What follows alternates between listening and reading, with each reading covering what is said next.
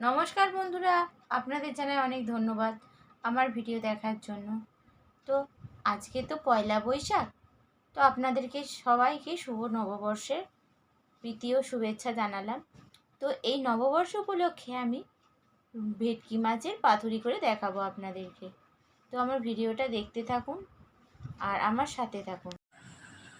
ভেটকি মাছগুলো ছাল ছাড়িয়ে পরিষ্কার করে ধুয়ে নিয়েছি। এখানে আমার 12 পিস মাছ আছে। তো আমি এই মাছের জন্য কি কি মশলা লাগবে আপনাদের সেটা একবার দেখিয়ে নেব। 8 পিস কাঁচা লঙ্কা নিয়ে নিয়েছি গোটা, আর 2 চামচ মতো কালো সর্ষে, আর 6 চামচ মতো পোস্ত। তো আমি এই উপকরণগুলো প্রথমে আমি বেটে নেব মিক্সারে। বেটে রাখা মশলাটা আমি এই মাছের মধ্যে দিয়ে দেবো। আপনারা কিন্তু একটু টাইট টাইট করে বাটবেন, একদম জল জল মতো বাটবেন না, তাহলে যখন কলা পাতার মধ্যে মুড়বেন তখন কিন্তু অসুবিধা হবে। আরও লাগবে 2 চামচ ফ্যাটানো টক দই।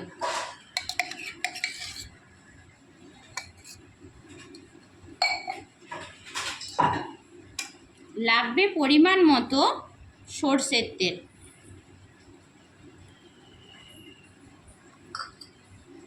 আর লাগবে নুন 1 চামচ পরিমাণ মতো।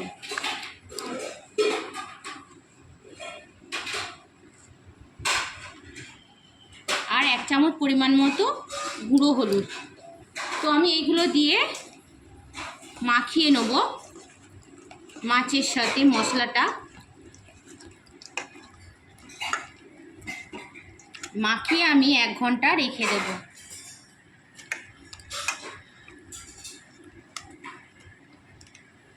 আমি একটা পাত্রের মধ্যে জল গরম করতে দিয়েছি। তো এই জলটা কিন্তু ফুটে গেছে। আমি এই পাত্রের মধ্যে কলা পাতাগুলো একটু ভাপিয়ে নেব। না ভাপালে যখন আমি ভেটকি মাছটা মশলা দিয়ে মুড়বো তখন কিন্তু ফেটে যাবে। মশলাতে মাখানো 1 ঘন্টা হয়ে গেছে। তো আমি এবার কলা পাতা দিয়ে এই মাছটাকে ভালো করে মুড়িয়ে নেব।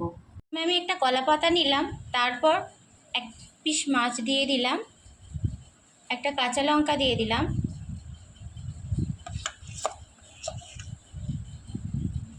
একটু কাই দিয়ে দেব,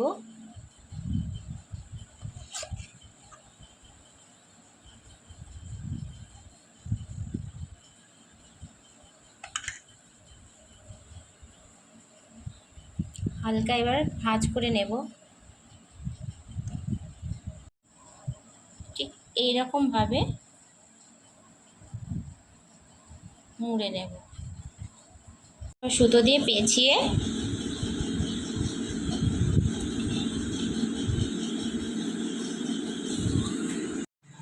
আমার মাছটা বাঁধা হয়ে গেছে কলা পাতা দিয়ে।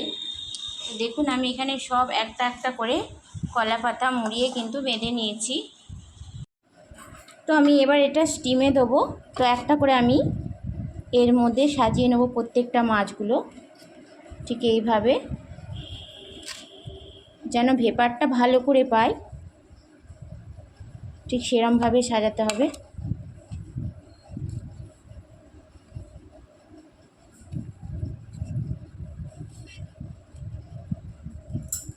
তো হয়ে গেছে সাজানো। এবার আমি স্টিমে বসিয়ে দেবো।